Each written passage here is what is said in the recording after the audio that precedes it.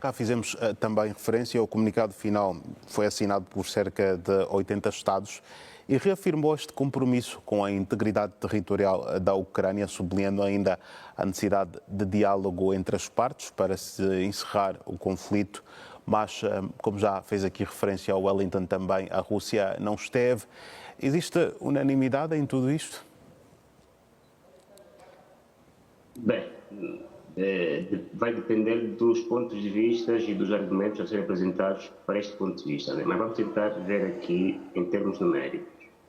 Na declaração, na chamado comuniqué final desta Conferência de Paz, foi dito, foram apresentadas duas resoluções das Nações Unidas, que foram aprovadas, uma em março de 2022, que é o novo conflito que iniciou, e outra em fevereiro de 2023.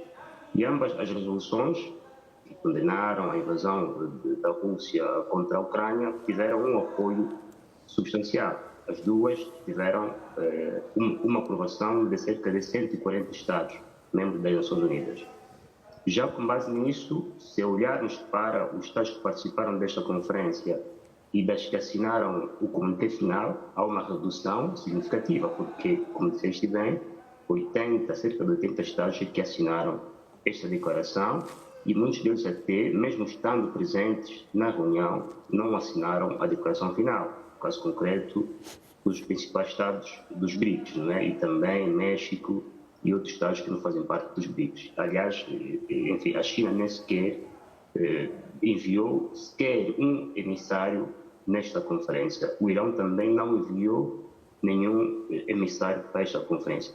Mesmo no nível da participação, da qualidade dos participantes desta conferência, houve uma redução significativa, porque, por exemplo, olhamos para os Estados Unidos, o presidente Joe Biden não esteve lá, enviou a vice-presidente, e até durante a visita do presidente Zelensky, que foi durante a visita que ele fez a Washington, terá dito que a ausência do presidente Biden à Conferência de Paz da Suíça significaria, enfim, levar a que o presidente Putin aplaudisse a sua ausência.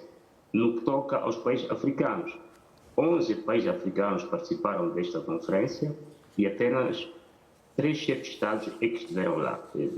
No caso concreto, o presidente do Quênia, William Ruto, o presidente do Ghana, Akufo-Addo, e também o presidente de um outro país que agora não me lembro. Mas pronto, foram estes países que participaram dessas conferências, os países africanos que participaram dessa conferência da Suíça. Também mostra um recuo se comparado com a aprovação desses Estados africanos, do conjunto dos Estados africanos, dessas duas resoluções a que fizemos referência. Ou seja, em termos quantitativos, há uma redução drástica do número de Estados que aprovaram aquelas duas resoluções vis-à-vis os Estados que participaram, digamos assim, da Conferência de Suíça. Agora, vamos olhar do ponto de vista do conteúdo. Será que o conteúdo suscita consenso? Bem, há duas leituras diferentes. Há a leitura da chamada forma de paz do governo ucraniano, que substancialmente foi a base dos 3 pontos que compõem essa declaração final, e depois existem as posições da Rússia. Nessas duas posições dos dois Estados há uma equidistância e, de consequência, não poderá haver consenso se os pontos defendidos por um não são os mesmos defendidos por outro. Mas pode representar para o governo ucraniano uma vitória, digamos assim, diplomática, porque mesmo em face a várias reticências de muitos Estados do mundo, conseguiu reunir 100 Estados ou representantes dos Estados do mundo naquela conferência e 80 deles assinaram, digamos assim, a declaração final. Mas também há uma nota a dizer que desses Estados, muitos deles já vinham apoiando ou têm posições bastante claras sobre este conflito entre a Rússia e a Ucrânia, a favor da Ucrânia, Muitos deles até fazem parte do chamado grupo de contato da OTAN, que se reúne regularmente para avaliar como apoiar a Ucrânia. Por exemplo, o presidente do Quênia, William Ruto, ou quem no seu todo, enquanto o Estado faz parte é o único Estado africano que faz parte deste grupo de contacto da NATO, que, enfim, como dissemos, reúne os vários países do mundo que se posicionam ao lado da causa ucraniana. Neste caso, houve um aumento substancial do grupo de contacto da NATO, porque este grupo é composto por 50 Estados, ao passo que os que apoiaram essa comunicação final são mais ou menos 80 Estados. Ou seja, em termos que referimos aqui, pode representar para uns um sucesso ou pode representar para outros não sucesso. Depende muito do que se pretende, não é? Atingir, quer com o conteúdo, quer com a sua interpretação.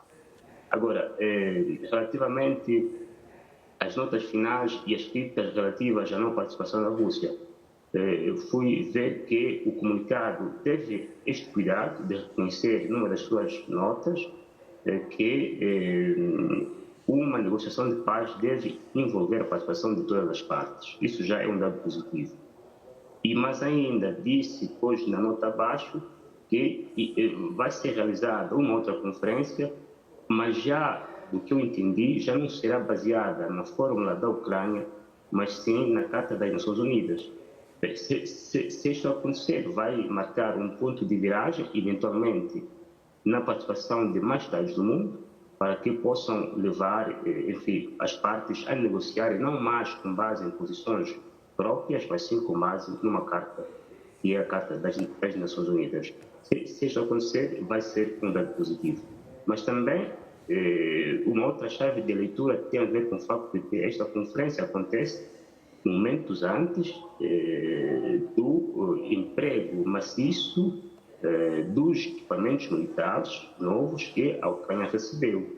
Se lida nesta perspectiva, é como se esta conferência de paz fosse uma espécie de ultimátum da Ucrânia para a Rússia, para que possa satisfazer as exigências da Ucrânia para evitar uma escalada no conflito entre si, com riscos de a Ucrânia atacar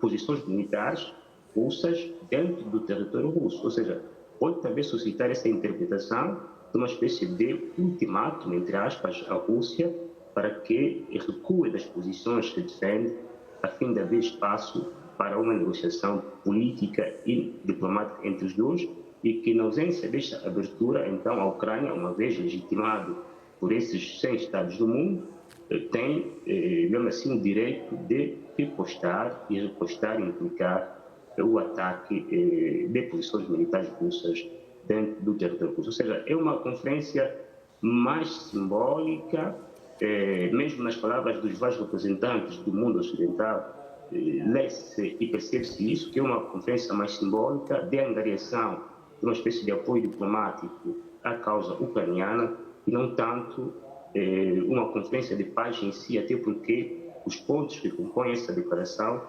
raramente fazem referência à paz, é mais a questão, por exemplo, da segurança da central nuclear de Zaporizhia, a questão, enfim, da preservação da vida das crianças que terão sido, enfim, raptadas ou não, que estarão em posse dos russos, e também a segurança na circulação dos canais de abastecimento, né? Os supply channels, né? Entre o Mar Negro e o Mar de Azov. Só que, no que toca, por exemplo, a Zaporizhia, quem está no controle de Zaporizhia é o exército russo. Quem está no controle do Mar de Azov, depois da conquista de Mariupol, é o governo russo. Então, não se pode obter sequer isto sem que a Rússia renuncie ao controle da central de Zaporizhia e sem que renuncie ao controle do Mar de Azov, que hoje quase que é um lago da Rússia, né? Porque está aí encravado entre a Crimeia, Mariupol e também o território russo. Ou seja, é uma declaração de intenções que poderá levar ou não a uma paz efetiva, mas a nota positiva recai no facto dela reconhecer, na parte final, de que não vai haver uma paz efetiva entre as partes sem que haja o envolvimento de todas as outras partes neste conflito. Certo. Obrigado, Issal. Wellington, vamos olhar para o último assunto desta noite. há sensivelmente um mês receava-se que a China e também... Recordei dos países africanos. O outro presidente é Alassane Ouattara do Côte d'Ivoire. Ok. Certo. Presidentes que participaram da conferência da Suíça, além do primeiro-ministro de Cabo Verde e também da Líbia. Certo. Está assim completa a lista agora, Issal. Obrigado por este reforço aqui.